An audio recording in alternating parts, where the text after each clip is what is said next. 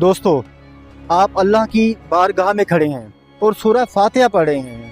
اچانک سے آپ کا دل ادھر ادھر بھاگ جاتا ہے، دنیا کی فکر، پرانے خیالات۔ نماز سے بڑھ کر بھی کوئی چیز ہو سکتی ہے، تو پھر ایسا کیوں ہوتا ہے؟ یہ دشمن کا کام ہے، یہ شیطان ہے۔ ایک صحابی نے اللہ کے رسول صلی اللہ علیہ وسلم سے شکایت کی کہ اے اللہ کے نبی، شیطان میرے اور میری نماز اور میری قرات کے درمیان حائل ہو جاتا ہے اور مجھے اس میں گڑبڑ کر دیتا ہے۔ اللہ کے نبی صلی اللہ علیہ وآلہ وسلم نے فرمایا، اس شیطان کا نام خنزب ہے۔ تم جب اسے اپنی نماز میں محسوس کرو تو اللہ کی پناہ مانگو، یعنی یوں کہو اعوذ باللہ من الشیطان الرجیم، اور اپنی بائیں جانب لیفٹ سائڈ پہ 3 دفعہ دھتکار دو، یعنی تھو تھو کر دو۔